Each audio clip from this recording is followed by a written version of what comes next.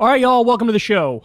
So today we're going to talk a little bit about RFK Jr.'s candidacy. He's hitting a little bit of a speed bump that I think is interesting to talk about. We'll get to that in a minute. We have Nick Fuentes is back in the news. He said some very Nick Fuentes thing, which is raising eyebrows. We'll dive into that. And then later on, Biden basically is willing to give Republicans anything they want on the border so he can get more money to Israel and to Ukraine. Then we'll also get to Fox News debates the Biden impeachment inquiry. And Don Lemon reveals what he's been doing since he left the media. And I think you're about to see a twist. I think you're about to see a massive turn from Don Lemon, which might be his only path to relevance. And also we have Charlie Kirk and his conservative goons decide to go to war against Taylor Swift, which, by the way, if you're going to go to war against any celebrity, she's probably one of the last ones you would pick, because the Swifties do not play around. Also, neither do the Beyonce fans. There are some people who you don't want to cross, some celebrities who you don't want to cross. He crossed the wrong one. So we'll dive into that and much more. Everybody do me a big favor. Please subscribe to the channel. It helps out massively in the algorithm. It doesn't cost you anything. We're trying to continue to grow the community here. And let's go ahead and dive into it. So Axios is reporting the following, that RFK Jr. has not gotten his name on any state ballots for the general election. Of course, he's running as an independent. And what they lay out here is how expensive and difficult it is to get on any ballots at all. So here's what they say. RFK Jr. is showing potential for the most formidable independent presidential bid in a generation, but now the hard part begins. Kennedy has yet to get his name on the ballot in any general election state. The super PAC backing Kennedy's bid announced this week that it plans to spend up to $15 million on the effort. Now, let's pause here for a second. You know, we love to suck ourselves off for our democracy here in this country. But then when you get into the weeds, you get into the particulars, you find out it's really not a democracy. There are so many roadblocks in the way in order to be taken seriously as a candidate. That goes for running in the Republican Party, running in the Democratic Party, running as an independent. I mean, there's like the first question they ask you when you run for any high office is, how much money can you raise? That's the first question they ask you. So you either need to already be independently wealthy or have a network that is wealthy in order to even get your foot in the door, which really limits, 95 to 98% of the population right off the bat. And then you wonder why it's like, hey, we don't have that many working class people in politics. It's almost all wealthy people. It's because that's the nature of the system. That's how it's designed. You need to raise $15 million just to get your name on the ballot. Now, look, I understand that as an independent, it's probably harder than if you're using the infrastructure of a main party like the Republicans or the Democrats. But we've seen how difficult the Democrats make it to even run against Biden. Florida canceled their Democratic primary. You know, they don't allow you access to the voter data. It's a similar thing where they charge you tremendous amounts of money to get on the ballot if you can't get the number of signatures, and usually the number of signatures, if you don't already have a network in place to help you get those signatures, it's next to impossible. So they say here their target states for the 8-figure effort are Arizona, California, Colorado, Georgia, Illinois, Indiana, Michigan, Nevada, New York, and Texas. So look, this is interesting. It seems like what they're saying here is they're not even going to try to get on every ballot because that's impossible. Well, look, then I hate to be that guy, but like, there's no hope here. Like, what are you doing this for, right? Like, I wish there was a path. I'm not a fan of RFK, but I wish there was a path for an independent to make a serious run at it. But we know what happens. Last time any independent candidate did well, it was Ross Perot. He got about 19% of the popular vote, but he didn't win a single electoral college vote. So now RFK is talking about, well, here are the states we're going to target. Well, if you're not on the ballot in all 50 states, it's even more of sort of like a fruitless effort. All right, let's continue here.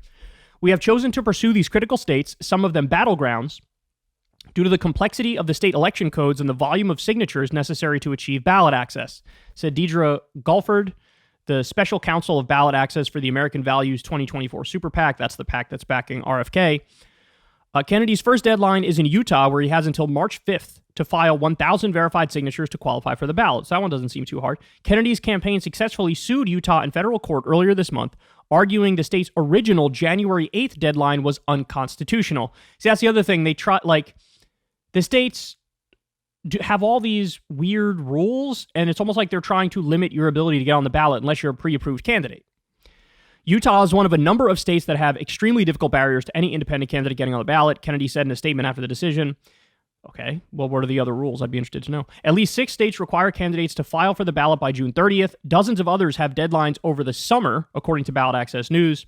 Kennedy said in a video soliciting donations for his ballot access mission that collecting the millions of signatures needed could cost as much as $15 million.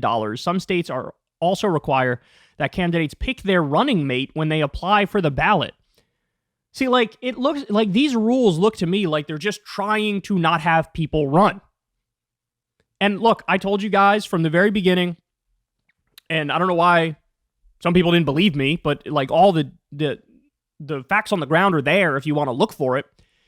Even though the parties make it really hard to run from within them, Democrat or Republican, it is way easier to run from within the current infrastructure of a party than it is to run as an independent. Like, ever since Ross Perot, they have basically totally rigged it against independents, and he's running into some of those brick walls here. I wonder if he actually thought about this beforehand.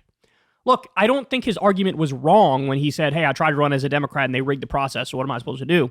But I think maybe his analysis was wrong in the sense that he didn't realize it's even more rigged against an independent candidate.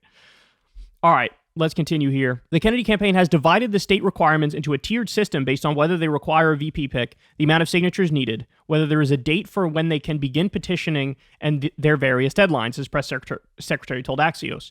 There are a few other states that fall into that, what we call our tier 1 category, where you don't need a VP pick, you don't need your electors selected, and it's open for petition collection.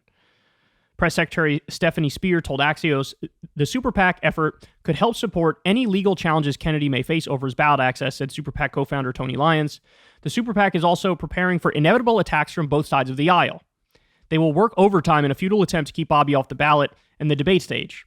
Well, the debate stage is definitely not. We don't even know if there's going to be any debates just between Trump and Biden. You think they'd really let Trump-Biden end RFK debate? Look, I want to be clear. My opinion is I think it should be a law that they have to debate. And if you poll over a certain minimum threshold, you should be on that debate stage. So I would like to see it, but I think the chances are next to zero. I mean, nothing, non-existent, right? Because you have Biden who's saying, I'm not even going to agree to any debates with Trump. Never mind Trump dodging the Republican primary debates and Biden dodging the Democratic primary debates. Kennedy's team has volunteers in place across the country to help gather signatures for the ballot. We'll be doing rallies in pretty much every state, Spear said. Of course, the rallies are to encourage signature gathering, but they're also for Mr. Kennedy to meet with the voters, hear their concerns, and for him to share his policies. Kennedy, a prominent vaccine skeptic, announced in October that he was ditching the Democratic Party and running as an independent. Quinnipiac University poll from November found that Kennedy received 21% in a hypothetical matchup with former President Trump 38% and Biden 37%.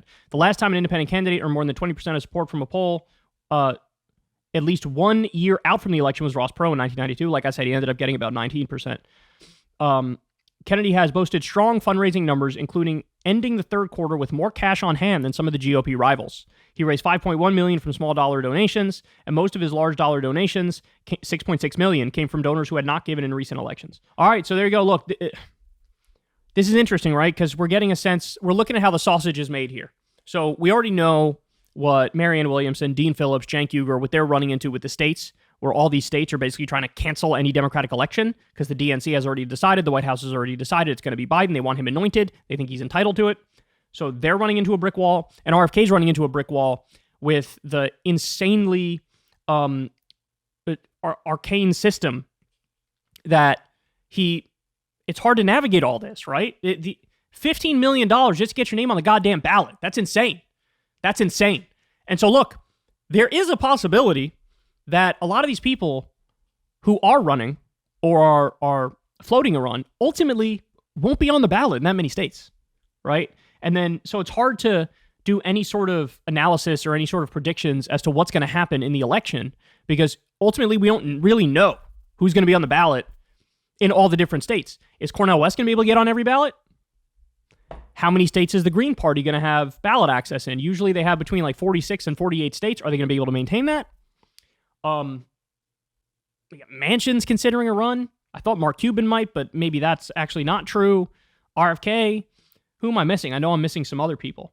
But how many of them are actually going to be on the ballot is the question. I don't know. But it really does feel like I'm waiting for the plot twist, but it does feel like we're heading towards the inevitable of Trump versus Biden again. And God damn it, I can't handle that nonsense anymore. And again, I'm not a fan of RFK. I wouldn't vote for RFK. But the fact that the system works the way it works, it's just infuriating. You know what I'm saying? It's just infuriating. And by the way, if the Democrats and the Republicans are so scared of the spoiler effect, right, which both of them are, they've made that pretty clear, well, then you should do ranked choice voting. Then you never have to worry about the spoiler effect again. But of course, if you do ranked choice voting, you might actually give outsider candidates a chance, so that's why they wouldn't want to do that, right? They'd rather have the spoiler effect and then browbeat people into falling in line. That's what they prefer. But anybody who actually likes democracy should prefer a ranked choice voting system. But anyway, how many states will he actually end up on the ballot? I don't know the answer. And honestly, it seems like neither does he or his team. Hey, y'all, do me a favor and like and subscribe. It helps out big time in the algorithm. Click the bell as well for notifications when videos drop. And watch that video on screen right now. You know you want to.